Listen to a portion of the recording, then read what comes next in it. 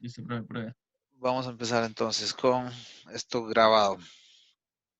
Les decía que hoy, de hecho ahí está en el aula virtual, hoy vamos a ver otra técnica que se parece, bueno, se parece en realidad no en cuanto a la matemática, pero sí en cuanto al objetivo, la intención, a lo que hicimos la vez pasada de regresión logística, que es el análisis discriminante. Profe, sorry, acabo de llegar. El examen no lo hacemos. Perdón, compañero, sí, que dicha que Miro lo estaba trayendo. Lo iba a decir al final. Tengo un problema ahí fuerte con un proyecto que estamos arrancando y no pude terminarlo para hoy. Les iba a preguntar, ¿ustedes qué día entre semana podrían, debe ser una hora máximo que dure el examen? ¿Qué día entre semana les queda bien que les envíe eso? Bueno, más bien Mientras pregunto, no sea... puede ser Bueno, por mí, mientras no sea mañana ni el jueves, súper bien. iba a Cualquier decir día. miércoles en la noche, eso, miércoles en la noche, ¿alguien Sé que tiene bronca? Yo sí estoy ocupado. Sé que tenemos clases los jueves, creo que en Napster los viernes, entonces podría ser martes o miércoles. Sí, yo solo mañana es que tengo el único problema, pero el resto de los días, excepto Coqui, jueves, pero estoy. mañana en la noche usted no puede. Mae, dependiendo de la hora, es que tengo que ir a recoger unos equipos a la U para traérmelos para la casa en la tarde. Por eso, pero en la noche. Bueno, quizás sí, yo creo que sí. Podría ser mañana o ¿Alguien? miércoles, no sé. Pero, suave, ¿de qué este examen? O sea, perdón, me estoy perdido. Sí, hay examen. Hay examen, les mandé un correo que era para hoy. El examen es con un caso concreto, pero resuelto, que ustedes vayan analizando los datos y vayan comentando si se cumple lo que se tiene que cumplir. O sea, no es crear los cálculos o generar los cálculos, sino que es interpretar y analizar si lo que se está haciendo es correcto. Ah, ok. Ok, no hay que hacer código entonces. No hay que desarrollar código, no. Lo que les voy a mandar es algo escrito en el que ustedes tendrían que contestar preguntas concretas, pero es en texto. Ok. Usted nos mandaría como el contexto, digamos, Ajá. y usted nos diría, se cumple esto, esto y esto, fundamente Exacto. su respuesta y vámonos. Exacto. Ok. No Sí. está tan pegado el techo, ok. Entonces, ¿qué, mañana o el miércoles? No se diga, me parece que, ¿quién era que decía que el miércoles no? Yo sí puedo miércoles. ¿A quién? Bueno, Ay, yo el A mí votación. me sirve miércoles. De cualquiera de los dos. Emilio dice que no le gusta el Sí. miércoles, ¿verdad? No, en Napster, yo creo que no puede. Yo no puedo, sí. Ah, no puede del En todo. la noche no puede. Y no, después de las 6 no. Ok, Ok, Dino, Y entonces martes en la noche. mañana en la noche. Pero Coqui puede. Sí, dice que tiene que mae, recoger los sí, yo equipos, espero que sí. pero Yo nada más voy en la tarde a recoger unos equipos a la U y después tengo que regresar, pero sí. 8 de la noche suena. Ajá, a las 8 para que Sí, le a dé las 8 chance. suena. Sí, Sí, está sí. bien, está bien. De 8 a 9. Les envío Listo, el buenísimo. documento y ustedes lo devuelven por correo. Por correo. Ajá. Ok. Ok. Bueno, Cuidado. listo. Entonces ahí quedó eso. Disculpen que les haya enredado la agenda ahí con eso, pero así se me complicó la cosa. Análisis discriminante. Entonces vamos a compartir. Share screen. ¿Están viendo en la PPT? Yes. Okay. Entonces, para análisis discriminante, lo que interesa es aquí, vamos a para subir esta cosa aquí. A veces se sube solito, a veces no se sube.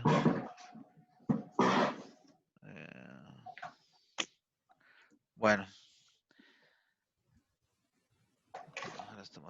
¿Cuáles son las preguntas clave a la hora de realizar análisis discriminante?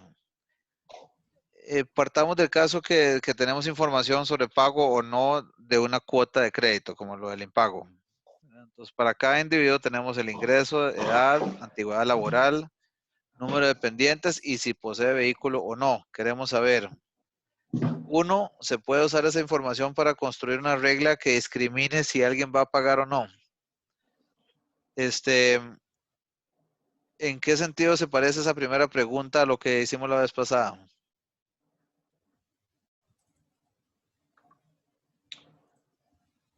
Muy bien, sí, ¿qué tanto se parece? En la clase de la regresión logística. Exacto.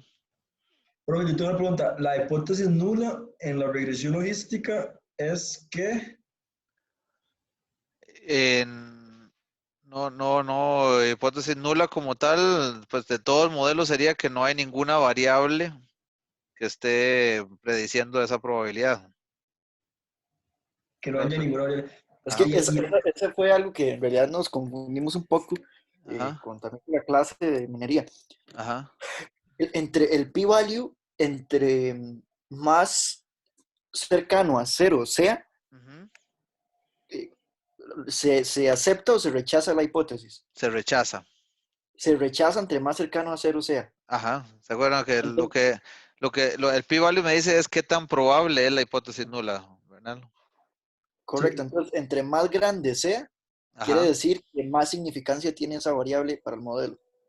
No, no, no, Al no. revés. no.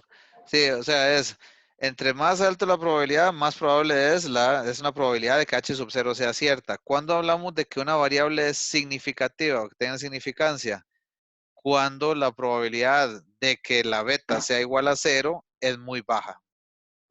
O sea, quiere decir, Profe, ajá, pero en la logística también la hipótesis nula es que beta sub 0 es igual a 0. sí, Bueno, del ojito, ¿verdad? ok, es cierto, es que ya no es ya no era con suma de cuadrados, Ajá, era de odds, no sé qué, sí. ajá. Pero igual las betas son las que van en la ecuación, que van en el exponente, el ojito, ¿verdad? Pero igual aplica, o sea, se interpreta igual, o sea, un coeficiente que sea muy cercano a 0 significa que la variable no está aportando al modelo. Exacto, exactamente. Okay. Porque en el exponente, donde está la ecuación lineal, en el exponente se interpreta igual que en regresión lineal. Ajá, esa era mi pregunta. Ah, Ok, pero ya. justo. No sé, Bernal, ahí, porque como que yo creo que no lo estoy explicando también, porque ya creo que varias veces me has dicho eso, como que no está quedando, con lo que dije ahorita hace sentido. Es que Sí, sí, sí, sí. tal vez con Fue, tal vez tu fue- confusión es que vos estás asociando la probabilidad, o sea, si la probabilidad es alta, la significancia es alta. sí, correcto. Y es al revés, ¿verdad? O sea, es más Y esa fue significativa entre más pequeña sea la probabilidad. la más pequeña sea. Sí, es que eso fue lo que nos generó confusión el Porque en otro el día que otro curso estábamos decís, ¿o estudiando. qué? Sí, sí, con el otro curso, por ahí se nos hizo ahí un desmadre, entonces, Ah, ok. con cuál era la hipótesis que se aceptaba o se rechazaba. Pero ya queda claro. Ok, Gracias. ok, perfecto. Bueno, entonces, bueno, les preguntaba esto y ahora Emilio me decía más bien cuál es la hipótesis en la regresión logística. ¿En qué se parece aquí? Entonces, digamos, esa pregunta uno se parece a algo la pregunta que estábamos haciendo con la regresión logística. ¿O qué es lo que me da la regresión logística y qué pareciera que me da el análisis discriminante?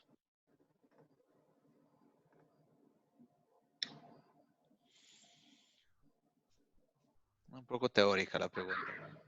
¿Qué opina?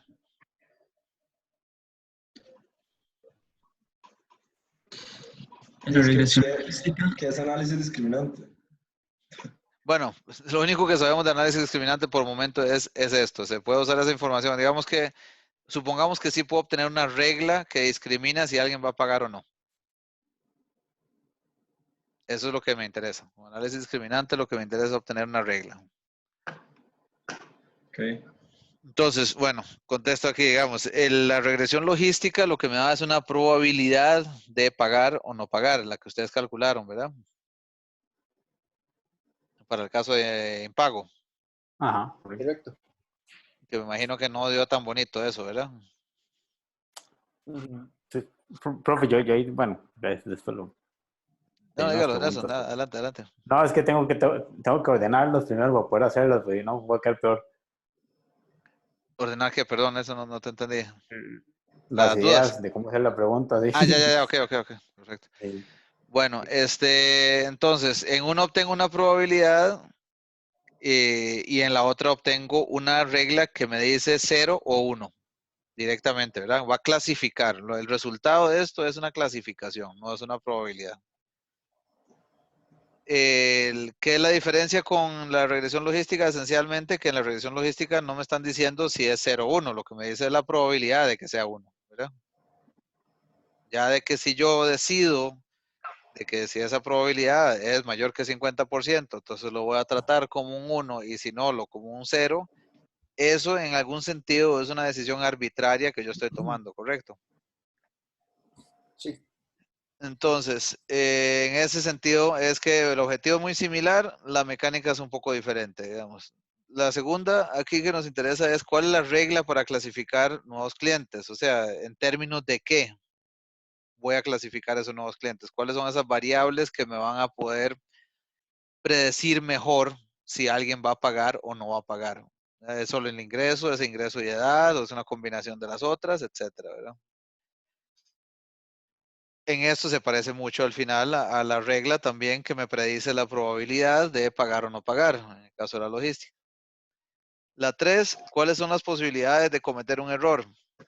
También muy importante. La vez pasada hablábamos de las tablas, ¿cómo se llamaban las tablas de qué? Las matrices de confusión, ¿verdad? En el caso de regresión logística. Es para ver qué tanto clasificamos bien o no. Como esto, por ejemplo, ¿verdad? ¿Cuáles son las preguntas claves aquí también? Los tipos de error que puedo cometer. Aquí estoy analizando pronóstico, que si es pagador o no pagador, y realidad versus la realidad, pagador o no pagador. Entonces, digamos, en la matriz, en la diagonal principal tendría los aciertos. Y luego tengo error A y error B. Ya sea porque clasifiqué o lo pronostiqué como pagador cuando era no pagador, error A, o cuando lo pronostiqué como no pagador y sí pagó. ¿Son igual de serios estos errores?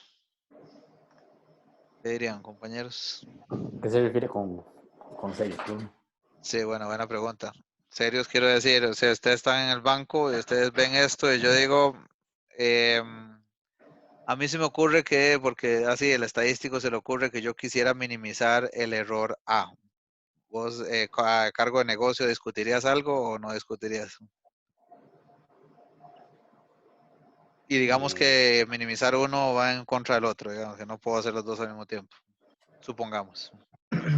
Pero el error ahí es, yo siento que es más severo que el error B, porque el error A es prestarle plata a alguien que no va a pagar. Exacto. Y el otro más Exactamente. bien es no prestarle a alguien que sí va a pagar. Exactamente. Entonces de ahí Exactamente. uno donde no le devuelven la plata, o sea, uno pierde esa plata, y el otro más bien es como y solo perder el interés que uno le haría a ese cliente nuevo. Exacto. Entonces vos privilegiarías un modelo que reduzca el error A, aunque incurra un poco más en error B. Sí, de fijo. Ok, ¿cómo podríamos y qué pensarían? ¿Cómo eso que dice Emilio, cómo lo podríamos expresar matemáticamente? O sea, ¿qué podríamos agregarle de información al modelo conceptualmente? Les parece que podríamos, por ejemplo, ingresarle un costo, ¿verdad? Un costo de clasificación incorrecta. Dice Emilio, decía ahora conceptualmente que es más grave error A que error B en términos de lo que nos explicó. Eso podríamos traducirlo en un costo, ¿verdad? Podría ser un costo de oportunidad en el caso del error B y un costo de literalmente del error en el caso del error A. O sea, en mora o en tener que asumir el impago. Entonces, bueno, ahora más adelante volvemos a hablar de eso. Aquí, lo que a ustedes más los divierte en esto siempre, el caso de dos poblaciones. Vamos a suponer que tenemos dos poblaciones, para empezar, dos poblaciones normales multivariadas. Entonces, vean que, digamos, el contexto en el que nos vamos a mover, ¿verdad? Normales multivariadas. Pi 1 es normal, entonces P variada, o sea, tengo P variables que constituyen, están definidas por este vector de medias, mu1, y pues no, vector no, es la matriz de varianzas y covarianzas 1. Y luego tengo otra población pi2, también normal, P variada, con vector de medias mu2 y matriz de varianzas y covarianzas sigma 2. Entonces, la pregunta aquí es un nuevo vector X. Este nuevo vector X, ¿qué se entiende por esto? ¿Qué dimensiones tiene esto?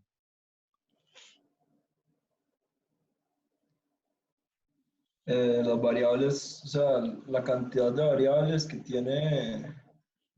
que tienen las poblaciones. Exacto, o sea, serían, si yo mido P variables, esa era P variada, Ajá. entonces esas P variables registradas para una persona, para Emilio, digamos. Entonces la pregunta es, ¿en cuál de las dos, cuál es el pronóstico que yo voy a hacer sobre Emilio, sobre las observaciones de Emilio? Ese vector X. No se sabe a cuál de las dos poblaciones proviene. Entonces queremos una regla que clasifique con alta asertividad a ese vector X en alguna de las dos poblaciones. Tenemos 4 estrategias o 4 enfoques para hacer eso.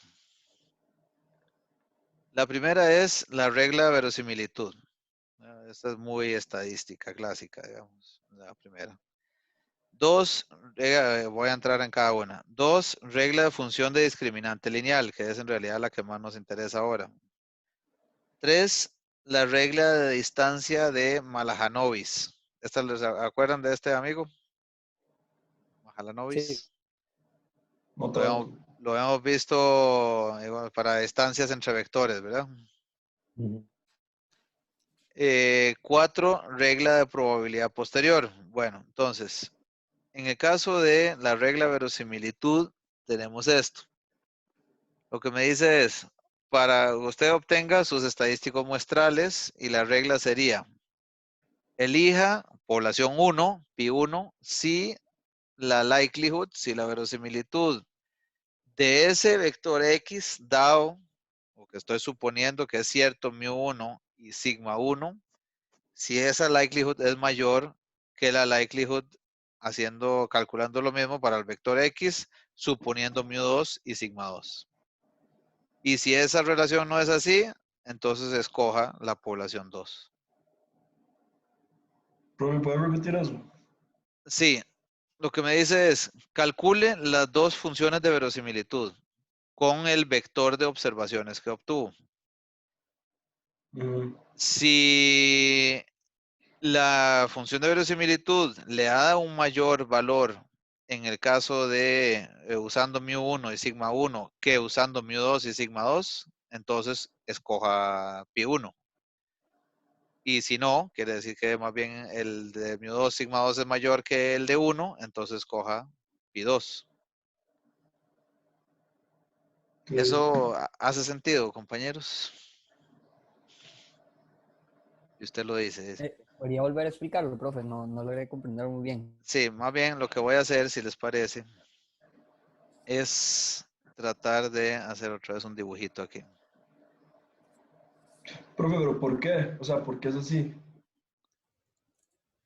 Vamos a ver si les hace sentido este dibujo. Ya voy, Emilio, ahí para tratar de explicar eso. Tengo lo siguiente.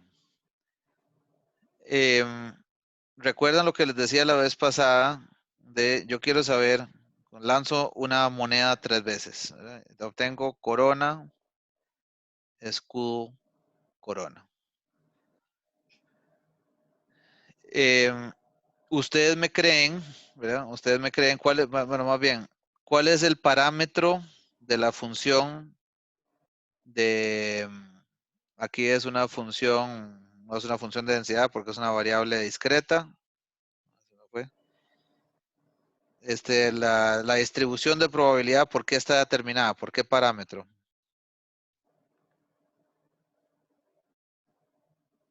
¿Se acuerdan que decíamos que es la probabilidad de éxito, verdad?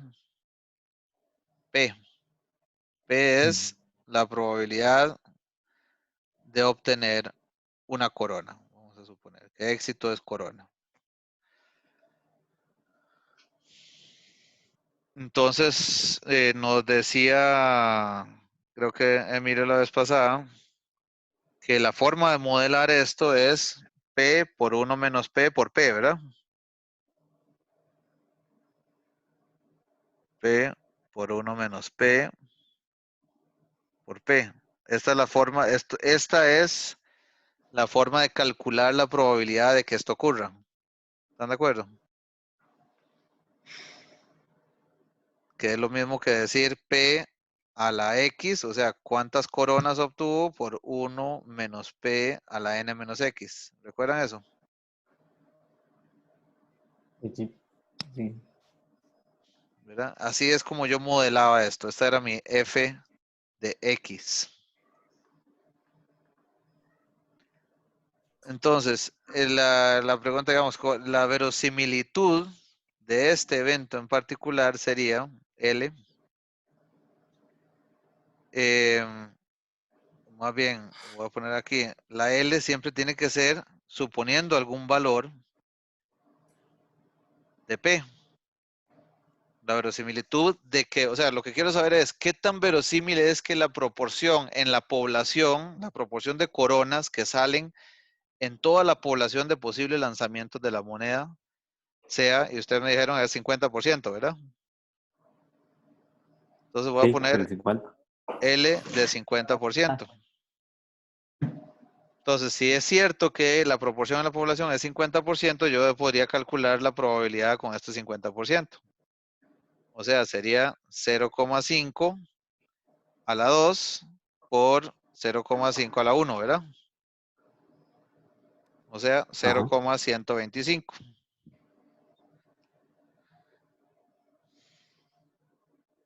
Esta es la verosimilitud de que P sea este valor, dado que observé este vector de observaciones. O sea, lo que literalmente me estoy contestando es qué tan probable, qué tan veraz será ese supuesto de P. Y yo podría calcular cuál es la verosimilitud de, ahí ustedes me dirían, pues no parece que sea la mitad, ¿verdad? Más bien, probablemente, digamos, probablemente me va a dar mejor si uso 0,8. ¿Cuánto daría 0,8? Bueno, me daría 0,8 a la 2 por 0,2. ¿Verdad que sí? Y eso me daría 0,128, que es más verosímil que usar 0,5.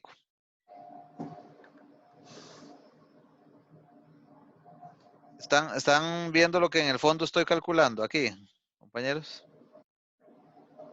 Lo que en el fondo estoy calculando es qué tan probable es el supuesto del parámetro poblacional que estoy utilizando, dado la observación que hice. ¿Cómo es el supuesto? Sí, perdón, otra vez. Lo que estoy calculando aquí, Nelson, es voy a tratar de plantearlo un poquito menos abstracto. Ustedes dicen, yo no tengo idea cuánto es el valor de P. Digamos que esa creencia que tenemos todos de que el de P es 0,5 no existe. Lo que tengo es esta observación. C es C. Y ahora la pregunta es, ¿cuál será el valor de P más probable aquí? De que sea el valor de P más real, más verosímil. Ajá. Entonces, lo que hago es calcular para diferentes valores de P la probabilidad de observar este evento compuesto. Ok. Okay. Y lo que obtuve es para 0,5, 0,125. Para 0,8, 0,128. ¿Y cuál es el máximo de esta función LDP? El máximo es cuando yo derivo con respecto a P igual a 0. Entonces lo que tengo es un estimador máximo verosímil de P, de la proporción poblacional. Ah, ok. O sea, el valor del parámetro que hace que esa probabilidad sea máxima. que de paso es sumatoria de X entre N, como ustedes imaginarán, ¿verdad? Ese es el promedio igual. Entonces, nada más que aquí los X son 0, 1, ¿verdad? Corona o no corona. Entonces, el concepto de la regla de verosimilitud es básicamente, para devolverme acá, el concepto de la regla de verosimilitud lo que me dice es, evalúe, como lo que hicimos ahorita, ese vector de X en el caso de esta binomial que estamos trabajando ahora, ¿verdad? Es un vector de observaciones. Ahora, tome ese vector de observaciones, evalúelo en la densidad normal multivariada en este caso, porque partimos de una población normal multivariada, y dígame en cuál de esas dos poblaciones pareciera estar mejor acomodado, más verosímil, digamos. Como ahora dijimos, ¿en cuál de estos valores de P pareciera ser más probable que se ubica esta observación de CEC? Profe, y porque lo que no entiendo es por qué si es mayor, si tiene un Porque valor mayor, ajá, o sea, si en la población 1 X tiene un valor mayor que en la población 2, ajá. entonces escoja la segunda. Porque lo que quiere decir, Emilio, es que ahí usted está,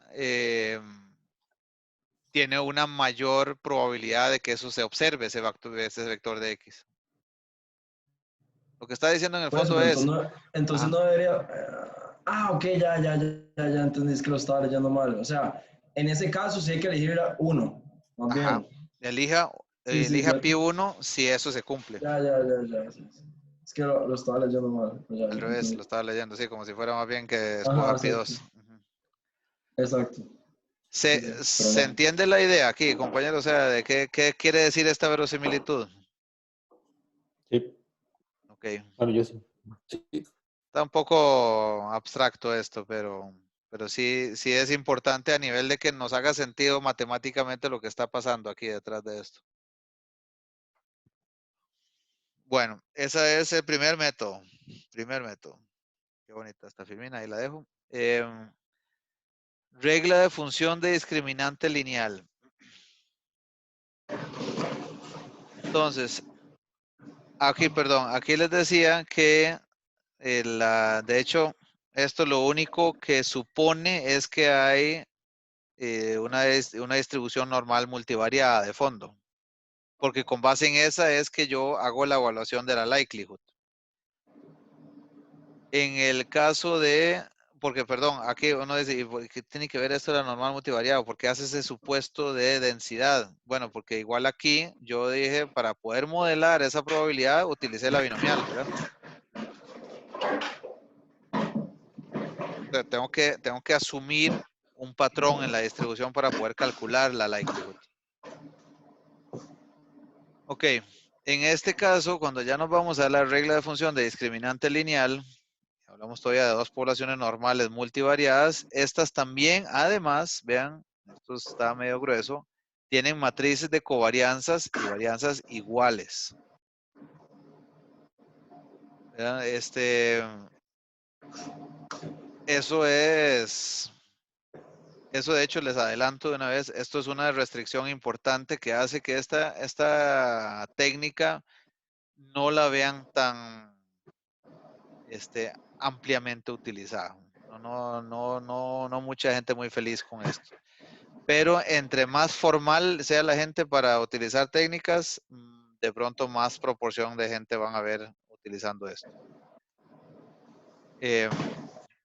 Entonces, formal quiero decir desde el punto de vista matemático, además, o profesionalmente, por supuesto. Entonces, la regla de verosimilitud, esa regla de verosimilitud que vimos antes, la podemos expresar así. Elija pi1 si ahora lo que hago es multiplicar el vector de X, de observaciones X, por un vector de coeficientes, un vector columna de coeficientes. Ahora digo estos coeficientes, ¿cómo se determinan? Eso menos K. Y si esto es mayor que 0, entonces escogíamos la población 1. Si es menor que 0, escoja pi2. Y aquí estos coeficientes están determinados por una estandarización de las diferencias entre los vectores de las medias de la población 1 y la población 2. Un poco parecido, es que estamos todos partiendo de la distribución normal, ¿verdad? Entonces, yo de nuevo aquí, estas diferencias las puedo estandarizar. Don Giovanni, ¿todo bien? Las puedo estandarizar con la matriz de varianzas y covarianzas, ¿verdad? Que es esta de aquí. Cuando hago esto a la -1, estoy dividiendo esto de acá, este vector de diferencias, entre la matriz de varianzas y covarianzas. Y ese B es el que multiplico entonces por el vector de observaciones X. Si ese valor que yo obtengo, donde multiplico un vector columna por un vector fila, si ese valor es mayor que K, en otras palabras, porque esto es menos K mayor que 0, si ese es mayor que K, entonces utilizo pi1.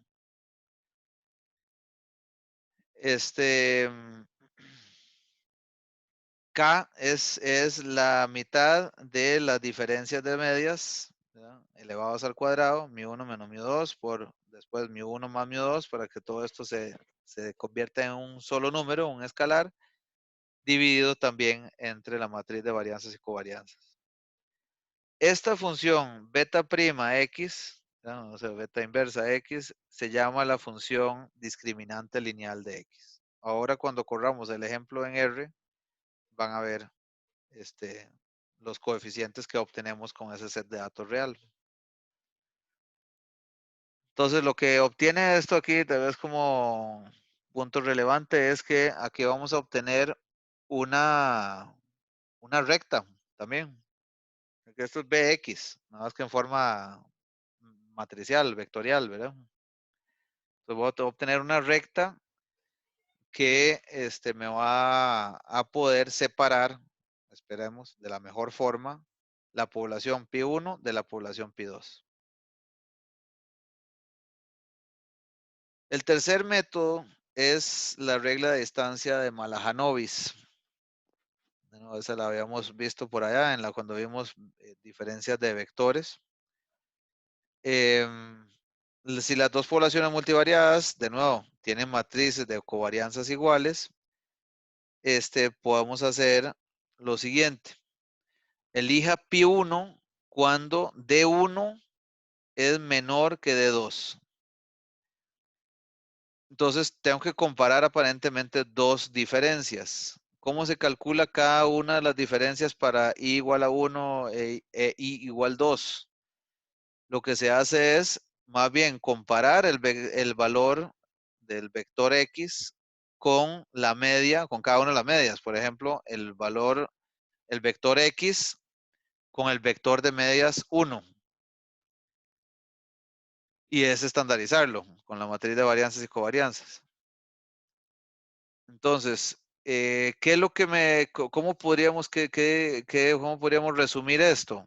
Que yo voy a decidir dónde ubico, o sea, dónde está ubicado ese vector en función de qué tan cerca está del centroide o sea, el centroide que llamamos ese vector de medias de cada población. Por eso es Malajanovis, lo que hace es en el espacio P vectorial que estoy hablando, perdón, P dimensional, es ubicar a cuál de esos centroides de las dos poblaciones se parece más ese vector de X. ¿Hace sentido eso? ¿Nos imaginamos eso?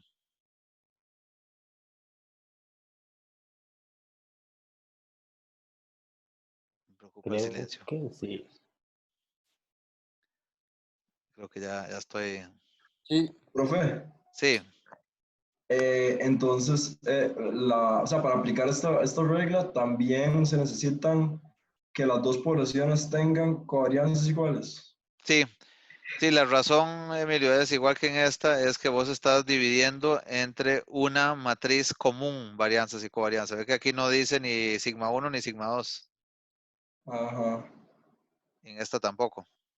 Ok, y profe, pero ¿en qué casos se cumple eso? O sea, No, en los demás. muchos, en muchos. Vamos a ver, qué bueno que estás preguntando eso, miren, porque aquí es donde empieza a hacer sentido que ustedes podrían decir, "Bueno, ¿para qué se gastó este carajo? Todas aquellas sesiones en las que nos vimos los patrones y formas de hacer pruebas sobre matrices de varianzas y covarianzas. ¿Se acuerdan de esas, verdad? Ajá, sí. Ahí hicimos las pruebas, por ejemplo, ahí con la F y todas aquellas pruebas para hacer comparaciones de sumas de cuadrados, que son varianzas. Ahí encontramos los estadísticos y las pruebas formales para poder ver si dos matrices eran significativamente diferentes o no. Entonces, formalmente, estrictamente, yo antes de aplicar cualquiera de estas técnicas debería hacer ese tipo de pruebas para decir, no hay evidencia para decir que son significativamente diferentes. O sea, puedo aplicar la regla de estancia Malajanovis. Profe, pero ¿cómo era lo que habíamos visto en esa clase? Que no hay evidencia para probar que eran diferentes, pero tampoco significaba que eran iguales. Ajá, lo que pasa es que vos en estadística siempre partís de la lógica de prueba de hipótesis. ¿Se puede decir que son iguales? No, pero tampoco, o sea, sí tengo evidencia para decir que no son significativamente diferentes. Y ya con eso uno puede aplicar Malajanois. Exacto. O la anterior, discriminante, sí. Ok. Ok. Ok, pero digamos, la lógica de esta distancia está bien. O sea, si nos imaginamos ahí el espacio Sí, p-dimensional y que se está literalmente tratando de ver dónde empata mejor esa observación, ese vector. sí, Ok, sí. ok. Y la otra regla que van a ver por ahí, y le estoy contando todo esto no por una afición matemática, sino porque ustedes posiblemente van a encontrar diferentes software o artículos o blogs o lo que sea, donde de pronto alguien aparece hablando de este tipo de lógica, ¿verdad? Que usando la regla de probabilidad posterior encontró que era mejor clasificarla en tal. Entonces, o cualquiera de las otras reglas que vieron ahí. Ahora, si las dos poblaciones, de nuevo, multivariadas, primer supuesto que hay que probar, ¿verdad? Son multivariadas normales y tienen matrices de covarianzas iguales, entonces lo que se calcula es esta probabilidad, que es la probabilidad de que pertenezca a la población pi sub i, dado la observación de x, el vector de x. Y esa probabilidad la voy a calcular como e a la menos un medio por la distancia de i, ya sea 1 o 2, porque siempre estamos hablando de dos poblaciones. Aquí estamos con el caso de dos poblaciones. Y eso lo divido, si se fijan ahí, entre la suma de esas dos posibilidades, entre e a la menos un medio de D1 más e a la menos un medio de D2. Entonces lo que estoy calculando es la proporción que es ya sea de 1 o de 2, de I aquí, sobre la suma de las dos. Y esto se llama la probabilidad posterior de la población pi dado X.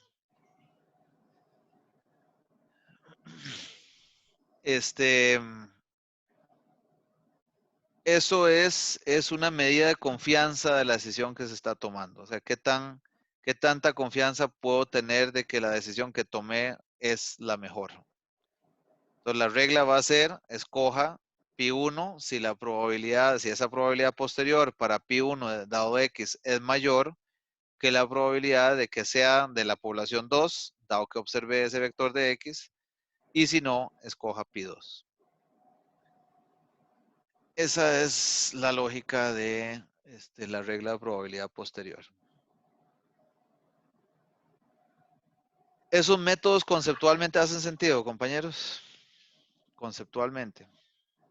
¿Algún comentario, alguna objeción? Personalmente, este último sí, personalmente me quedó un poco abstracto. Tal vez ahora en la práctica Sí, se ve mucho mejor. sí, ahora lo vemos. Ok, entonces, ¿qué más elementos intervienen aquí? La otra cosa que es importante hablar es Bueno, yo voy a hacer ahora una clasificación con base en alguna de estas reglas. Partamos de la regla discriminante lineal, que es la que más nos interesa. Voy a hacer esa clasificación y una de las preguntas que me hacía al puro inicio es qué tanto error comete esa regla. Yo quiero obtener una regla, obviamente, que tenga muy pocas posibilidades para clasificar un individuo mal. Usamos 3 métodos para probar o para calcular una probabilidad de clasificación errónea. Y si no me equivoco, ustedes ya deben estar relativamente habituados a esto por el tema minería de datos o otros cursos. Pero aquí para dejar eso claro, primero es estimaciones por resustitución, que básicamente es usar los mismos datos con los que calculamos la regla, entiéndase, la muestra completa, para probar si clasifica correctamente las observaciones. Un poco lo que hacemos, no sé si eso lo han trabajado ustedes en modelos de forecasting. Cuando uso una serie de tiempo, calculo un modelo para poder predecir el volumen, en lugar lo que hago es predecir el pasado, ¿verdad? Utilizo toda la serie histórica para ver qué tan bien se ajusta la curva que calculé a los datos reales. ¿Qué problema hay con utilizar este método? El overfitting, ¿verdad? ¿Eso cómo lo entienden ustedes? Ese término, overfitting. ¿O no lo han discutido ese término? Sí, es el sobreajuste de los datos, que el problema es que no generaliza muy bien el modelo. O sea, que para otros sets de datos es mucho menos asertivo, ¿verdad? O sea, como que sí, se ajusta demasiado a la muestra particular que tiene en ese momento, digamos, pero sirve poco para otras muestras. ¿Y porque es que, o sea, cuál es la causa del overfitting? O sea, el tema es que vos no estás calibrando para nada con un set de datos externo, ¿verdad? O sea, todo lo estás trabajando con y probando sobre la misma. Es decir, no es que el usar una muestra, digamos, vos tenés una muestra de tamaño 500. El hecho de usar toda esa muestra no te da un peor modelo. De hecho, debería dar un mejor modelo que utilizar una muestra de 350. El asunto es que no tenés noción de qué tan bueno será ese modelo para un set de datos que no se utilizó para construir esa regla. Ok. ¿Verdad? Que es el punto 2. Por eso dice resustitución. Es como ahora, suponga que esos datos, con los mismos con los que construiste el modelo, son nuevos y ajuste a ver si lo clasifica bien o no. Va a tender, el tema aquí, Nelson, es que va a tender a predecir mejor de lo que en realidad predice. Ok. Porque son los mismos datos, todos. Como vender humo. Exacto, sí, por eso es que normalmente te van a preguntar si tus muestras son grandes y vos usaste este método, probablemente van a decir, no, no me siento cómodo con esa prueba de calidad. Ok. 2, la estimación a partir de datos propuestos, y esta es la que seguramente ustedes más utilizan, que es el train y test, ¿verdad? Aquí vamos a aplicar una parte de la muestra para construir la regla, una muestra de validación.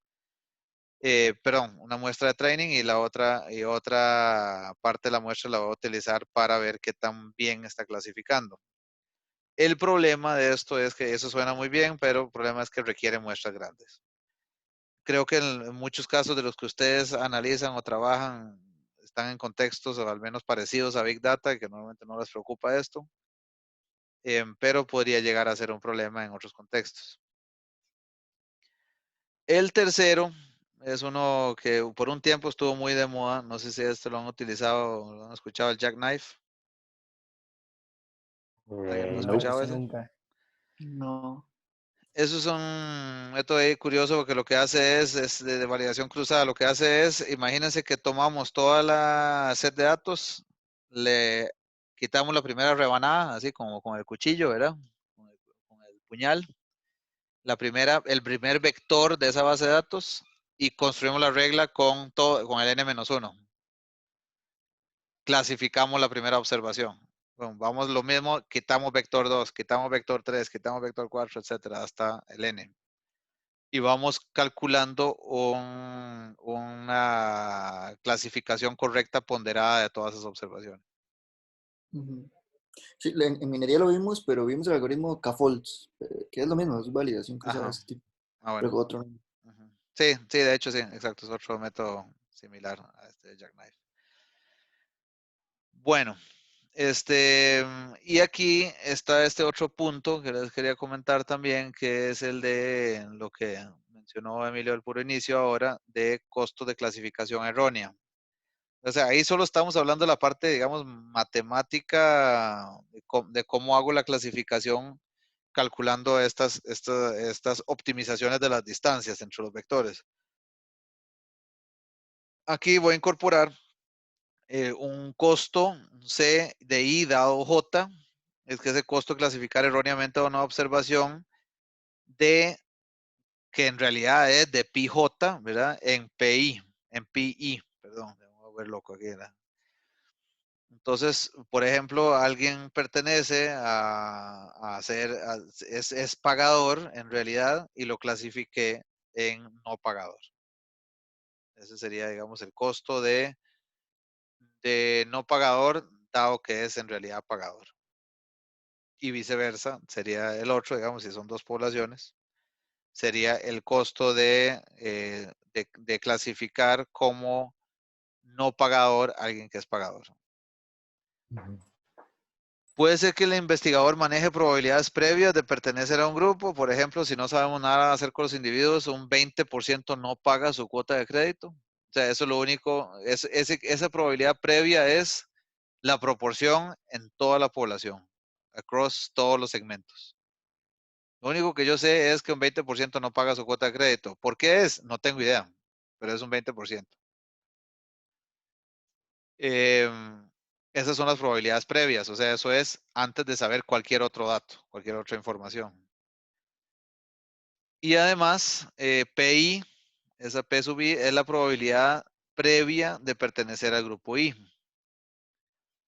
Entonces, yo tengo el costo promedio de una clasificación errónea, sería la probabilidad de pertenecer a la población 1 por el costo de clasificar a alguien que es de la población 1 como 2 por la probabilidad de cometer ese error. ¿Sí?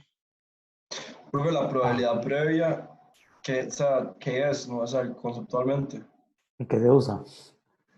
La probabilidad Hay algo. previa, la probabilidad previa es en realidad esa P1. Es simplemente, o sea, cuánta proporción de todos los individuos no pagaron la cuota. ¿Sí? O sea, si yo defino que la población 1 es no pagar la cuota, entonces la proporción de gente que no pagó la cuota, esa O es sea, la probabilidad. 20%. Ajá, 20%. Okay. Y ese 20% vos lo multiplicas por el costo de clasificar a alguien como que sí pagó cuando en realidad no pagó por la probabilidad de cometer ese error. Ok.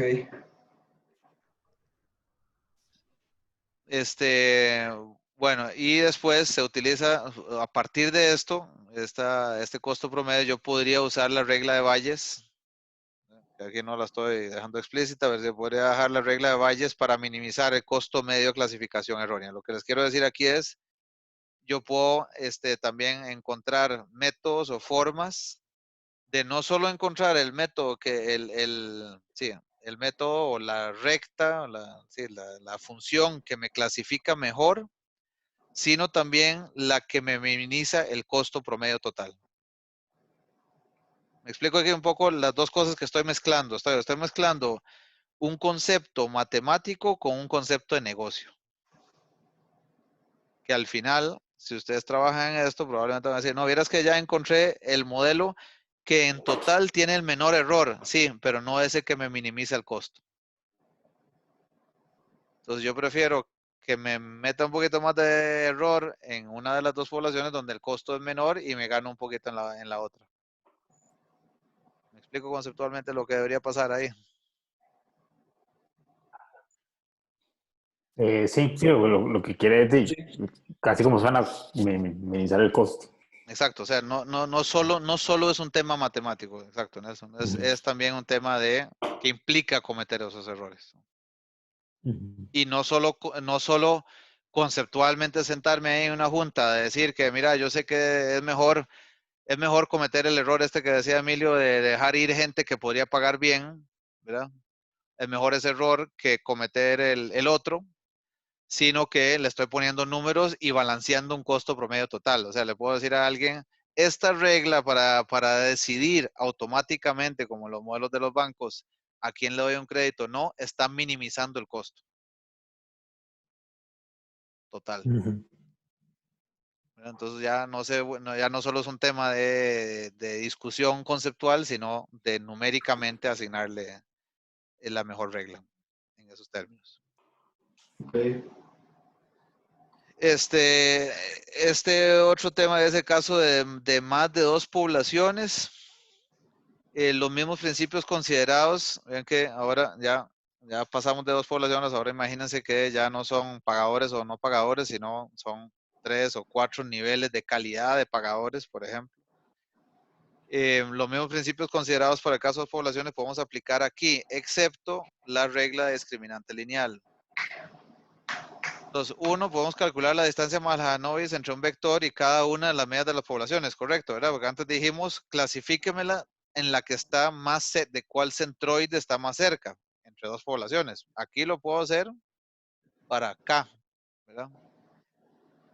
En el caso de la 2, también calcular la probabilidad posterior de una observación y clasificarla en la que genere la probabilidad posterior más grande. Ya no estoy nada más comparando entre 1 y 2, sino entre las K, diferentes poblaciones también. Pregunta, ¿cómo se relaciona este método en general con árboles de clasificación? ¿Qué dirían ustedes? Está un poco grosero tirar esa pregunta ahí. Bueno, puedes repetirlo, por favor. Sí, este método, si nos imaginamos eso, ¿cómo se relaciona ese método con árboles de clasificación? ¿Han trabajado con árboles de clasificación? Sí, ¿verdad? Me han dicho que sí. Sí. Sí. ¿En qué se parecen o que no se tengo parecen? idea.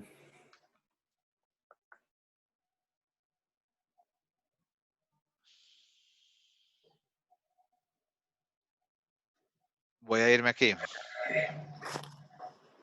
Aquí yo tengo, de hecho, eso normalmente lo veo así, ¿verdad? Aquí tengo dos variables predictoras, ¿verdad? X1, X2.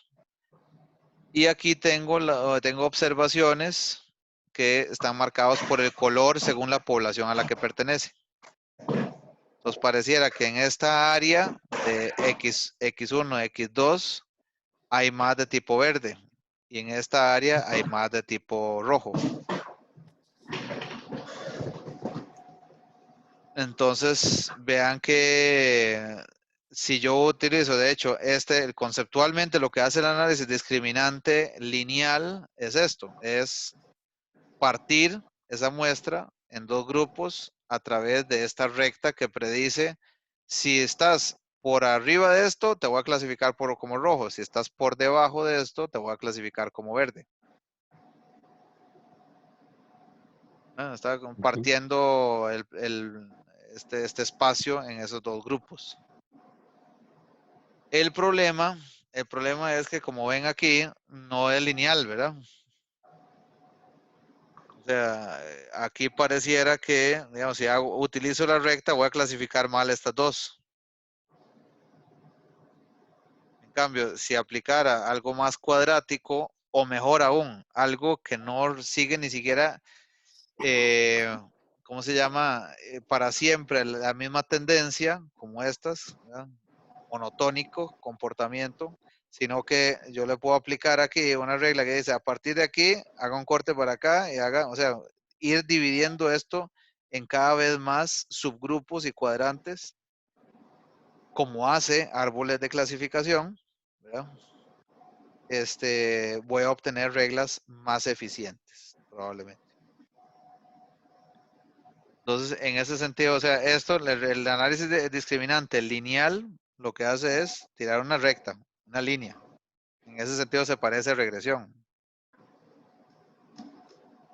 El árboles de clasificación en ese sentido es mucho más flexible. Además de que no tiene que cumplir supuestos.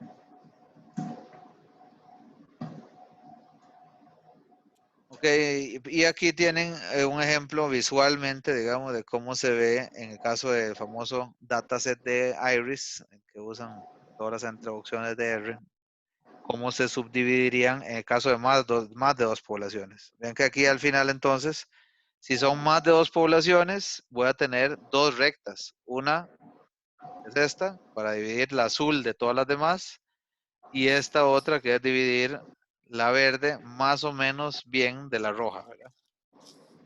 O sea que si yo tengo más de más de dos poblaciones, tengo tres poblaciones, voy a tener dos reglas discriminantes. Si tengo cuatro poblaciones, voy a tener tres reglas discriminantes, etcétera. O sea, para K poblaciones, K menos un reglas discriminantes. Probablemente entre más poblaciones tenga, menos eficientes sean las reglas, como es de esperar, ¿verdad? ¿Hace sentido conceptualmente para ver el ejemplo ahí en R? Sí. Creo que sí. Ok. Bueno, entonces, bajemos porfa ahí el aula virtual, el archivo que se llama train, el CSV, que está ahí, y para los que no lo han hecho, y ¿cómo se llama? El código de R.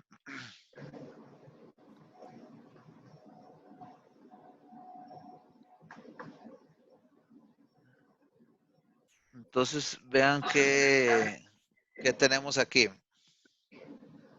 Este archivo, train, son datos del Titanic. Bonito, ¿eh? Es un conjunto de datos que registró para cada pasajero. Se tomaron la molestia para cada pasajero de registrarle algunas observaciones relacionados con, ahorita vamos a ver variable por variable, pero relacionados con en qué clase iba la persona, primera, segunda, tercera, si viajaba con padres o hijos, o si viajaba con hermanos o esposos, bueno, otras cosas ahí le preguntar, y sobre todo, lo que más interesaba era si sobrevivió o si no sobrevivió al final. O sea, si llegó en el barco de remos a algún lado al final o si no llegó. Entonces, aquí lo que tienen es, bueno, ahí si lo cargan, me avisan si alguien no está pudiendo ver los datos, eso, cargar la base de datos. Aquí Yo los tengo. ¿Alguien no ha logrado cargarlo? Con toda apertura, por favor. Yo estoy abriéndolo en este momento. Ya Dale, casi dale, lo Jorge. terminé. Ahí Ya lo cargué. va por el cerro, dice.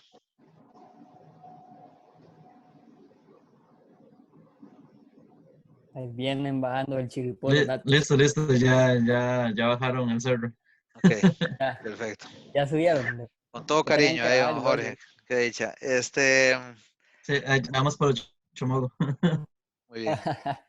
Entonces, aquí tenemos las dimensiones, son 891 personas que tengo ahí registradas con 12 variables. Para entender un poco cuáles son las variables que estamos viendo ahí, tengo un ID del pasajero, si sobrevivió o no sobrevivió, está en la segunda columna, 0, 1. 0 es que no sobrevivió, 1 es que sí sobrevivió. El P-Class es la clase en la que viajó esa persona, 1, 2 o 3. El nombre, ¿verdad? Obviamente son 891 diferentes etiquetas. El género, female y male. Luego la edad, edad como en años. Esta que tienen aquí es si viajó, perdón, con cuántas personas que sean siblings o spouses. O sea, cuántos, ¿qué es? Hermanos o esposos viajaban con la persona. Esto es parents or children. O sea, le preguntaron, ¿viaja con cuántos padres o hijos viaja? Entonces, estos son una variable discreta, ¿verdad?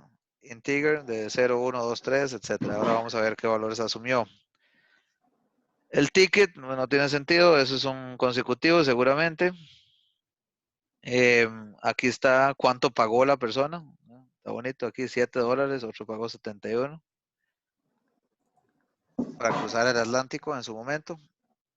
Esta es la cabina, que tampoco de dónde estaba ubicado. Y bueno, Embarked, no recuerdo ahorita qué era. Entonces aquí tengo las estadísticas del summary del Titanic. ¿Qué encuentro aquí? Bueno, esas son las que tengan un poco de sentido, tal vez. Vamos a ver aquí la P-Class, como les decía. El máximo 3, es 1, 2 y 3. La media, pues ahí no tiene sentido. La edad, viajaban personas de entre recién nacidos hasta 80 años máximo. Importante tomar en cuenta aquí que tengo valores NAs de 177 de los 800 y resto.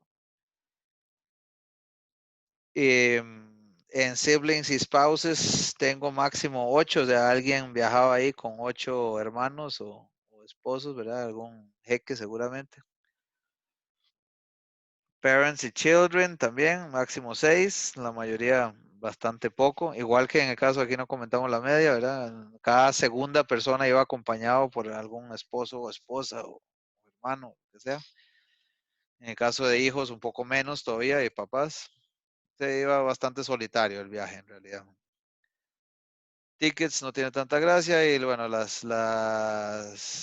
el pago aquí va entre 0, curiosamente, sepa Dios por qué, y máximo $512. Pero bueno, eso es un valor totalmente extremo, seguro alguna suite presidencial por ahí. El tercer cuartil era 31. Bueno, eso en cuanto al descriptivo. Después lo que hacemos es ver para cuántos valores únicos tenemos, sobre todo para las que no son continuas. Obviamente nombres tenemos ninguno repetido. Tenemos 3 clases, 2 categorías de sobrevivió o no, 2 tipos de género, 7 valores para los sibling spouses, 7 también para parents or children, etc. Esta otra cosa la estamos aplicando aquí para encontrar la cantidad de valores faltantes, de NAs, son 177. Esos no los podemos eliminar, esas filas, estaremos perdiendo mucha cantidad de la muestra. También nos interesa ver valores faltantes, tal cual, que en el caso de cabin es muy importante, entonces esta variable la podemos dejar por fuera. Que hubiera sido interesante, con suerte, ¿verdad? En qué cabina estaban ubicados para ver qué tan probable era que se ahogaran. Pero sí, lamentablemente, seguro por algún interés especial de los que recabaron los datos, eso no se recolectó. Y aquí tengo en términos de porcentaje, aquello mismo que estaba arriba de las NAs, ahora medido como porcentaje. Y ahí veo que es prácticamente un 20% de las observaciones de edad son valores faltantes. Entonces tengo que aplicarle alguna regla, que aquí es discutible, pero digamos que aquí utilizamos la media de la edad para sustituir los valores faltantes. Entonces verificamos otra vez si hay valores faltantes y ya no nos queda nada. Entonces ya podemos trabajar con el set de datos limpios, sin cabin, vamos a trabajar en todo caso.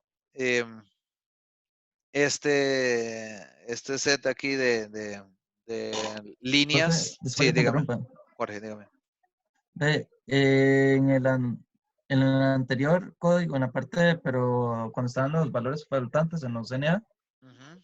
no sé si puedes subir un toque nada más para ver si lo ves la parte que estoy. Esta de acá, si quieres me dices la fila. No en el de porcentaje, es la 53. Acá. Ujú, Ok, acá me está mostrando, digamos, por ejemplo, en la cabina que dice 687, ujú. ¿es la cantidad de valores faltantes o es la cantidad de qué exactamente? Ajá, de valores Porque faltantes. en el siguiente, al ver el porcentaje, me da como un 0%. Ajá, lo que Entonces pasa es que como no me quedó como porcentajes, del todo claro. ya, ok, lo que pasa es que los porcentajes estos aquí, Jorge, si ves, es sobre el NA, no sobre los blanks. Ah, ok. Sí, Sí, tiene sentido. lo que decidí con esta de acá ya es no utilizar Cabin porque pues, no tiene sentido sustituir por algún valor el más de 80% de la base de datos. Ajá. Lo que sí puedo hacer es con un 20% y aún ese está discutible, digamos, porque es bastante, pero sí ese 20% sustituirlo con la media de la edad. Ah, ok, sí. Sí, Hay sí. métodos más sofisticados para hacer eso, pero digamos ahorita para no entretenernos mucho con esa parte, vamos a utilizar eso. Ok, Ok, listo, pues sí, gracias. perfecto. Después lo que hago es dividir la muestra total. Esto seguramente ya ustedes lo están haciendo bastante entre train y test. Entonces aquí le estoy diciendo que para hacer mi muestra de entrenamiento, de aprendizaje, lo que voy a es considerar entre 1 y el total de filas. Por favor, seleccione, haciendo el set seat en 1, o sea, arrancando en la primera observación, seleccione un 60% del total de las filas. Entonces, lo que vamos a obtener es 534 observaciones que son de la muestra de la dimensión de train y 357 observaciones que va a ser la dimensión del test. Entonces, con estas 534 voy a crear la regla discriminante. Y para hacer eso, voy a juntar la muestra, perdón, pues sí, el set de datos de entrenamiento. Y el modelo, aquí está, digamos, la carnita de esto es LDA, el Linear Discriminant Analysis, si acaso. Y vean que esto se parece a todo lo que hemos estado trabajando, ¿verdad? También es un modelo de que tiene como forma del modelo general, General Linear Model, que lo que me va a decir aquí es, por favor, modéleme la variable sobrevivió, y esta la voy a tratar de una vez, esta es una forma de hacerlo, ¿verdad? Se puede codificar por aparte también, pero de una vez diciéndole, esta considerada como factor. Eso es muy importante, o sea, lo que va a considerar aquí es que estos son niveles de la variable, no son mediciones de la variable. Es 0 o 1, son dos grupos, por eso está haciendo el factor. Y en el caso de la clase en la que viaja la persona, también le está diciendo la primera X, porque ahí dice, entonces, él sobrevivió en términos de la clase como factor también. Luego, el sexo, la edad y la cantidad de siblings y spouses que viajaban con esa persona. Y utilice como data train. Profe, Sí, una pregunta. En la celda pasada, eh, en la de aquí arriba. que es, ajá, sí, eso que está multiplicando por 0.6. Ajá, este 0,6, lo que le estoy diciendo aquí es cuánta proporción de la muestra total, porque aquí ves que esta es la muestra total, en row o sea, cuántas filas tiene Titanic DS, que es el set de datos. Ajá. ¿Cuánta proporción quiero que sea esta muestra? Ah, ok, no va a ser validación cruzada, sino que va a ser como No, todavía no. 60-40. No, porque no he hecho el modelo, ni siquiera. ¿Verdad? Nada, estoy como definiendo mis muestras. Ok. Train y test, ¿verdad? Ya entendí. Bueno, entonces aquí tienen el modelo. O sea, lo que yo estoy diciendo es, yo voy a poder predecir más o menos bien quién sobrevivió o no en términos de a qué clase viajó, si es hombre, mujer, la edad de la persona y si iba acompañado con alguien o no. Así, en buen español. Entonces, lo que van a tener aquí este es el output de lo que nos interesaba aquí en esta clase, que es el análisis discriminante lineal. Aquí están las probabilidades previas, compañeros. Esto, ¿no? O sea, lo que me dice aquí es 62% de las 62,5% de las personas no sobrevivieron y 37,5% sí sobrevivieron. ¿Por qué se llama esto previo? Que es lo que yo les decía. Esto es simplemente la probabilidad de pertenecer a un grupo. ¿Según qué? Según nada. No conozco nada. Por eso se llama a priori. ¿Me explico? O sea, es diferente que ustedes digan, bueno, ¿y cuánto es la probabilidad de pertenecer al grupo 0, dado que yo sé que es hombre? Ah, bueno, eso ya es incorporando información. Eso es una probabilidad posterior. ¿Me explico la diferencia entre probabilidades a priori y a posteriori? Una es, digamos, entre comillas, tonta, no sabe nada, y otra es con más información. ¿Ok? Entonces, esto no es un resultado del modelo, esto es simplemente un descriptivo. Lo que sí es resultado del modelo es esto. Vean qué interesante. Aquí más bien los dejo para que batiemos informadamente, compañeros. ¿Qué les parece? ¿Qué será esto aquí? Que dice group means. De hecho, si quieren, veámoslo para el caso de sex male. Tal vez sea más sencillo ahí. Entonces dice, para el género hombre. ¿Qué querrá decir ese 0,84 en la fila del 0? Alguien que se anime aquí a adivinar. 84% de los hombres palmaron. Casi, No, sí, que no al logrará revés. sobrevivir, Martín. Perdón, ¿qué decía Jorge? No, que creo que es que no lograrán sobrevivir. 84% de los hombres. Ajá. Sí, lo que hay que leer aquí es la fila, ¿verdad? Lo que dice aquí es, de todos los ceros, o sea, de todos los que no sobrevivieron, 84% fueron hombres. Ah, ok. Por eso estos dos no suman 1, ¿verdad? Sí. De todos los que sí sobrevivieron, 31% eran hombres. Ujú.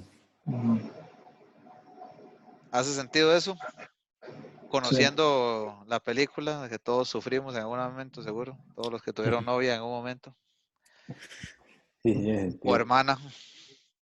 Profe, ¿y Perdón por el qué prejuicio. la edad es 30-27, que es como el promedio? Así es, exacto, Emilio.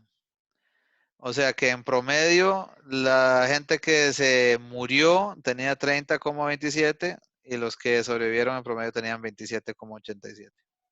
O sea, si es continua, saca el promedio y si es categórica, es el Saca la porcentaje. proporción que al final es un promedio, ¿verdad? Más que entre ceros y Ajá. unos. Ok. ¿Cómo se interpreta? Está todavía más interesante las dos primeras columnas ahí.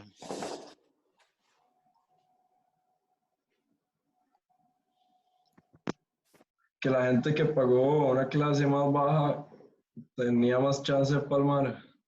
Exacto, y bastante fuerte, ¿verdad? O sea, pareciera que ahí Ajá. entre hombres y mujeres hay una diferencia fuerte y luego en la 3, ve que para la 3 estamos diciendo que el 67% de la gente que iba en tercera clase, perdón, a ver, digámoslo bien, de todos los que se murieron, un 67% iban en tercera clase. Un Y eso, 17%, ajá, perdón, eso dime. porque será, porque iban más abajo en el barco. Exacto, sí, sí, sí, yo creo que para eso nos sirve. Por eso usé este ejemplo también. No sé si de veras, al rato solo yo tuve el mal gusto de ver la película. No, no, no. Yo creo que todos. Entonces, bueno, como que es bastante plástico esto, ¿verdad? Entonces uno se acuerda del pobre Jack ahí, donde va subiendo desde las catacumbas hasta arriba, y ya cuando llegó arriba, ya para qué. O sea, los que iban tercera clase iban abajo con las máquinas. Entonces, de todos los que se murieron, 67% iban de esa clase, 17% de la segunda, y el otro 15 y resto de primera. En cambio, vean que de los que sobrevivieron, si calculan la diferencia entre este valor más este valor y 1, es como 40 y resto por ciento, iban en primera clase. Pero a mí me queda la duda a nivel de sintaxis de, porque digamos, estamos usando factor para P-class y lo separan, igual, pero igual está haciendo lo mismo para todos los demás. Ok, o sea, ¿por qué salió así? Decir vos. Ajá, digamos, Sí, entiendo por qué es que está haciendo el factor P-class, pero yo veo que todo lo demás lo separa también igual, entonces no sé si. bueno, porque si no, lo que hubiera tomado hubiera tratado, si vos no le decís que es factor, lo que hubiera tratado a class es igual que age. Te hubiera sacado un promedio de la clase para ceros y unos. Ok, lo tira todo, es como, todos eran una sola clase, por así decirlo, digamos. Te hubiera dicho class, P-class, tiene un promedio de este, no sé qué hubiera dado, 1,3 y de este 2, y Ajá, resto. Pero eso hubiera ok. sido difícil interpretarlo, dado que en realidad es una variable categórica. Ok, que es como para. Ajá. O sea, el R no sabe, por cómo está codificada la variable, originalmente no sabe que es una variable categórica. Por eso es que hay que decirle factor P-class. Ok. Y la forma en que sale esto, pueden decir, ¿por qué salió esto así? En este caso solo salió esta. Porque aquí solo tengo dos categorías, hombre y mujer, ¿verdad? Ajá. En estas otras tengo tres categorías y lo que hace es poner la 1 como referencia y mostrar la 2 y la 3. Ok, gracias. ¿Sí? Y para las continuas, tal como dijo Emilio antes, son promedios tanto para esta como para la de esposos o hermanos que van ahí. ¿Sí? Bueno, ese es entonces el primer resultado interesante aquí. Y la otra cosa que en realidad es el resultado del modelo es es la recta discriminante, la línea discriminante. Entonces le está dando coeficientes. Este es el vector B', aquel, ¿se acuerdan? Entonces para cada una de las variables, también considerando las categóricas de esa misma forma como están desplegadas aquí arriba, le está poniendo una B, un coeficiente. Profe, ¿qué significarían esos coeficientes de discriminantes lineales? No tiene interpretación lineal, Jorge. Es simplemente para calcular una regla sobre la cual vas a clasificar nuevas observaciones. O sea, lo que yo voy a hacer ahora con esta regla, Jorge, es aplicársela al vector de observaciones X. ¿Se acuerdan de las filminas? Entonces yo voy a multiplicar las observaciones de X por estos, o sea, voy a tener aquí una serie de observaciones sobre las cuales voy a multiplicar estos coeficientes y voy a obtener un valor. Si ese valor es mayor que 0, entonces digo que pertenece a la población 1. Si es menor que 0, voy a decir que pertenece a la población 2. ¿Se acuerdan? Eso es lo que decía la teoría, ¿verdad? O sea que usando este modelo se hace la clasificación. Ok, sí. Y eso es lo que sigo haciendo aquí. Aquí tengo ahora o sea, lo estoy diciendo aquí, hágame una predicción utilizando el modelo discriminante lineal sobre los datos de train. O sea, aquí estoy haciendo lo que dijimos que no había que hacer, ¿verdad? Aquí en teoría me debería dar el overfitting, ¿verdad? Porque estoy haciendo por resustitución. Utilice el mismo set de datos de entrenamiento para ver la calidad del modelo. Y hago la tablita de confusión donde cruzo la predicción con lo que efectivamente pasó Y aquí tienen el resultado. De todos estos que no sobrevivieron, predije 290 como no sobrevivieron, ¿verdad? Y 44 de los que no sobrevivieron, yo predije que sí iban a sobrevivir. Entonces los errores están acá y aquí arriba. ¿Alguien sería tan amable de calcularme el acierto promedio de esto? Le clasificamos bien 429 de... ¿Cuántas? 534.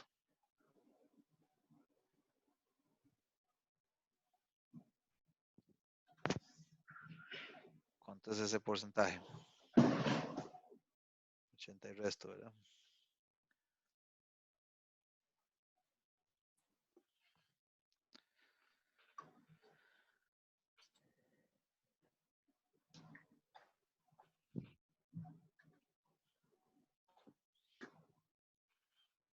Yo aquí fielmente estoy confiado que alguien va a decir el número ahorita. Inocentemente. Es capaz que todos están sentados viendo la pantalla.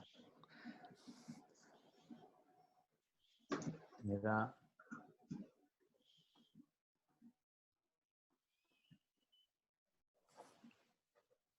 ¿Qué dice don Nelson? Que lo escuché ahí 534. voluntario. ¿Cuánto dijiste, perdón? No, o sea, era 534 era el total, ¿verdad? Ajá. 429 entre 534. 29 entre 0.80. 0.80. Bueno, Ujú. esa está mejor que el 50% que nos dio el ejemplo de la logística la vez pasada, ¿verdad? Sí. No está mal, no está mal.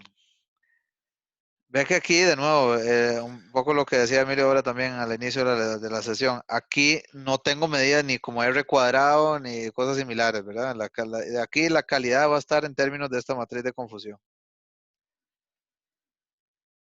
Y luego, la otra cosa, usted puede decir, bueno, pero sí, pero no acabas de decir que podría haber un overfitting aquí. Sí, por eso, entonces ahora vamos a revisar lo siguiente. Aquí voy a hacer unos histogramas ahora de qué pasa con los valores pronosticados. Voy a hacer esto grande. Con los valores pronosticados por la recta. O sea, dijimos que a todas las observaciones, a todos los vectores X, le voy a aplicar la regla de discriminante lineal. Entonces yo esperaría que todos los que están en grupo 0 me den un valor menor que 0.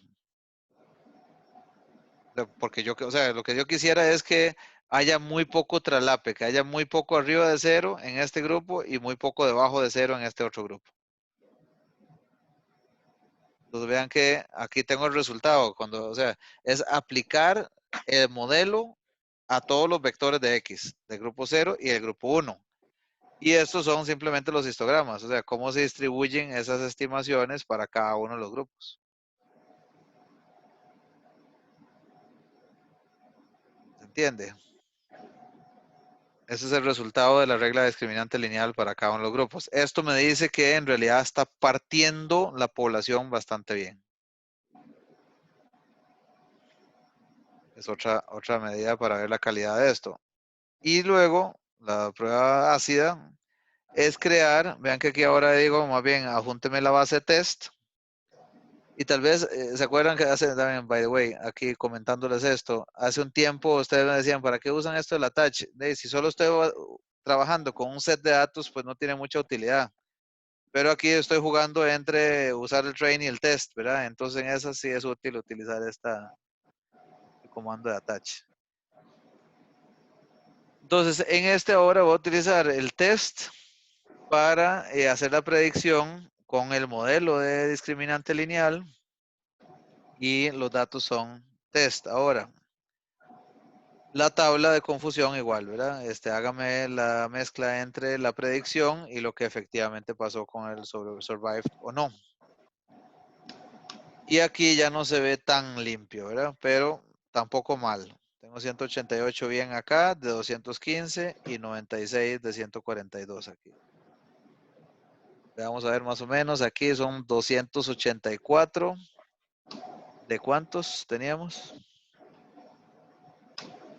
200, ¿qué dije? 34. No, 284 de 357. Es casi 80% también. 0,79. ¿Cómo? Lo corrí por alguna razón, se 0,79. quedó ahí como pegadillo. No sé si alguien le sucedió lo mismo. 0,79. Gracias. Gracias. ¿Qué te pasó, Zapata? Perdón. Se quedó pegado el notebook. Bueno, es decir, no siguió No te corriendo corrió. después de hacer el touch, sino, o sea, queda ahí congelado como si estuviese todavía haciendo la predicción por atrás. No sé Ah, si a alguien le pasó. como que Lo está reinicié y costándole me hizo mucho ver lo hacer el mismo. cálculo. Sí, sí. A mí se me lo hizo, solo que no me dio los mismos valores, me dio valores diferentes. Muy diferente, Jorge, aquí. ¿Cuántos te dio? Ok, acaba de terminar. Me preocupa qué está Me haciendo ahí. dio, me dio 200, hacia la derecha 40, abajo me dio 31 y luego me dio 86. Los mismos de Coqui me salieron. ¿De veras? Sí. Y ¿Alguien no. A más mí, le me dio lo sale- mismo? a mí los suyos, profe.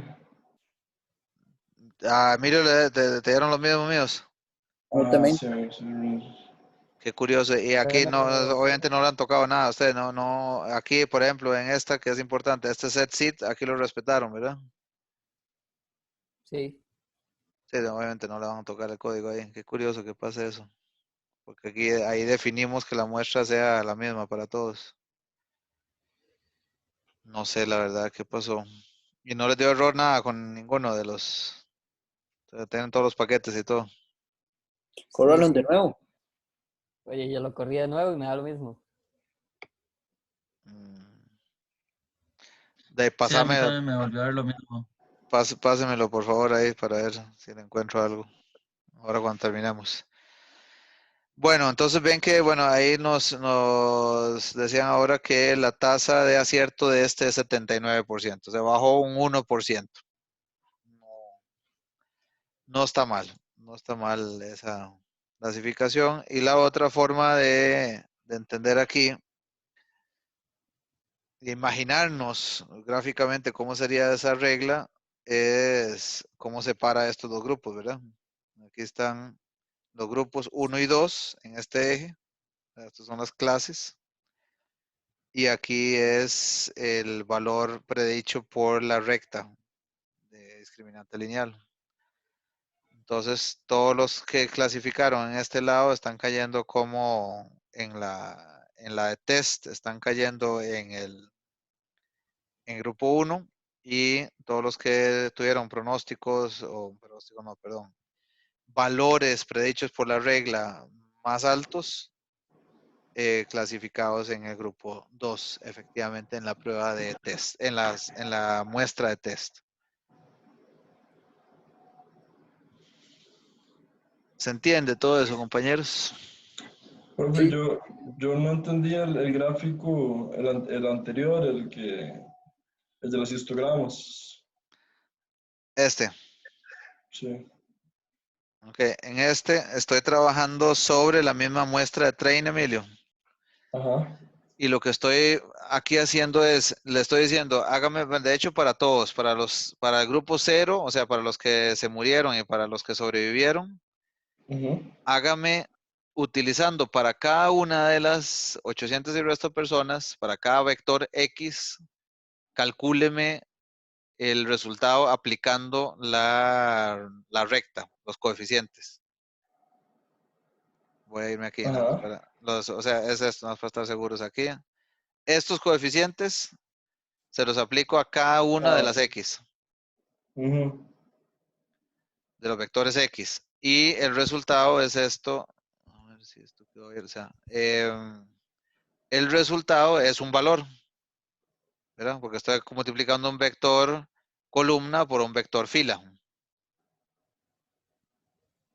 Ok. Y ese valor es el que grafico como histograma, ¿verdad? Los agrupo en clases. Y lo que estoy viendo aquí es la distribución de frecuencias para el grupo 0. Lo que dice esto es, para todos los que se murieron, esta es la distribución de frecuencias de los valores calculados por la regla discriminante. O sea, van entre -2 y 0, sobre todo. Hay algunos arriba de 0, digamos, pero la mayoría están negativos. Se quiere decir, si usted está en grupo 0, la regla le va a pronosticar un valor negativo. Ok. Y si está en el grupo 1, le va a pronosticar un valor positivo. ¿Y eso de qué sirve? Eso es lo que te está diciendo es, ¿qué sería un problema aquí, amigo, si estas dos distribuciones estuvieran de alguna forma traslapadas? Ok. Porque lo que te estaría diciendo es que en realidad la regla No está. está confundiendo los dos grupos. Ah, ok. Ok. Sobre Profe, la muestra de entonces, training, ¿verdad? bueno. Pero entonces puede decir que, digamos, que los valores, los vectores que clasificó mal, Ujú. estarían en ese mini traslape que hay entre los grupos. Sí, sí, exacto. Y por eso, al final, también intuitivamente, aquí en la matriz de confusión no te da algo tan limpio tampoco. Ujú. O sea, pero si no hubiera traslape del todo, entonces el modelo sería casi que Sí, perfecto. digamos, perfecto, entre comillas. O sea, sería muy bueno para pronosticar. Ok.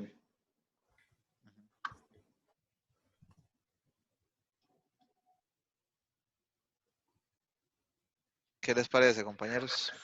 Más dudas, comentarios. ¿Se ve útil, no tan útil? Pues que, digamos, en el dataset de pagos, así, Ajá. ahí, digamos, la población es como de los sí contra los no, es como mucha diferencia, como que no me acuerdo cuál era cuál, pero digamos que los no eran solo apenas como un 10% si acaso, Sí, del total de la data. eso es un muy Y buen todo el punto. 90% eran así, entonces ahí me quedaba la duda. ¿Te queda la duda de qué? Perdón.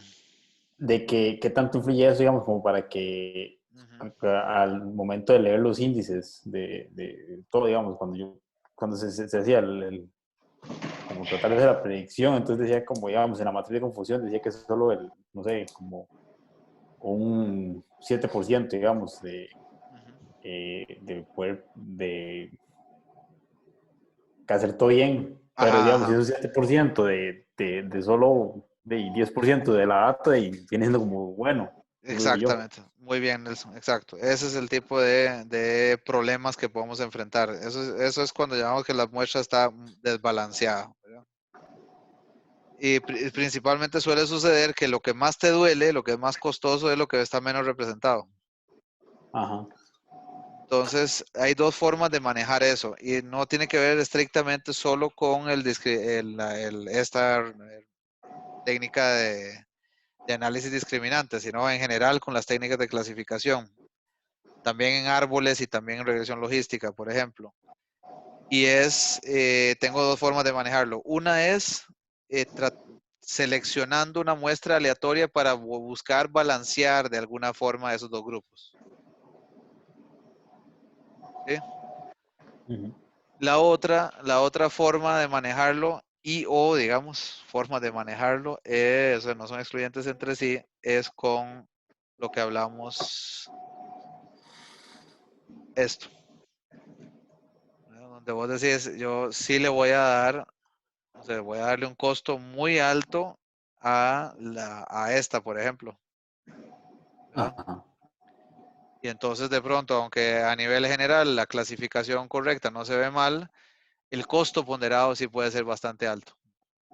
Uh-huh. Sí. Okay. ¿Qué más, compañeros? Muy buenas preguntas, comentarios. ¿Alguna otra ¿Cómo cosa? podemos balancear eso? Digamos, eso que tienes ahí en la pizarra, en el modelo? O sea, ¿cómo le agregamos ese peso? Esos pesos acá. Sí, Ajá. aquí no lo agregué, ¿verdad? Sí tenés razón. Eso, porque bueno, porque aquí pues sí, tenemos que inventarnos un costo de que alguien se muera o, Sí, ponerlo en los datos de una vez, digamos. sí, O sea, no es como un escalar que multiplica la columna, sino es ujú. No, como que hay que crear una nueva columna con un peso que le dé hay códigos, significado. hay código ya para eso. Hay código en R ya para eso, para calcular esto. Ok. La respuesta clásica cuando el profesor no lo hizo. Más bien, pero sí, sería muy bueno ahí, si tenés un espacio ahí, Bernal, o alguno, cualquiera que quiera iluminarnos la próxima, Voy a ver hacerlo. cómo le podríamos agregar eso. Hay códigos ya hechos para eso, pero sería muy interesante ver. De hecho, con esto que dijo Nelson, al rato es más interesante que discutir aquí esotéricamente sobre que algún inglés se haya muerto en el Atlántico. Este, más bien con el tema de pago o no pago. O sea, aplicar esto, de hecho, aquí en la última filmina que tenía, en esta, decía cuál de los dos métodos les dio una clasificación más acertada.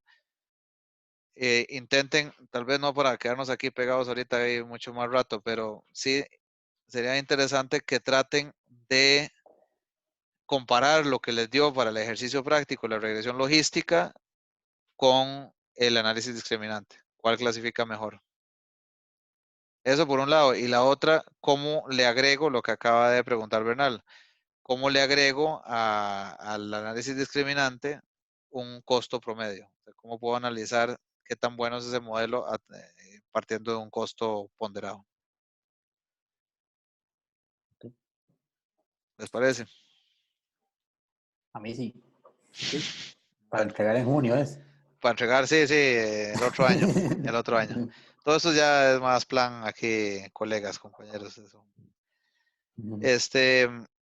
Bueno, entonces nos queda, si ustedes tienen ánimo, aquí podemos tratar de que hagan esa comparación ya aquí mismo, si prefieren hacerlo aparte, lo hacemos aparte. Díganme ustedes, ¿alguien está con ánimo de seguir aquí haciendo esa comparación o prefieren dejarlo aquí hoy? Esta es la clásica pregunta de compromiso, a ver si alguien se anima a levantar la mano, que los demás lo maten. Bueno, supongo que otra pregunta inocente del profesor hoy. Entonces, quedamos aquí. Quedó pendiente si tienen comentarios o dudas en eso. Por favor, háganlo. Hagan esa comparación. Y la otra cosa que quedó pendiente es lo del examen, ¿verdad? Entonces quedamos que, perdón, otra vez, ¿cuándo lo mando? Mañana, 8 de la noche, ¿verdad? Mañana para las 8. Eso. Profe, Sí, una sería pregunta. mañana a las 8. Mañana a las 8 p.m. Ok.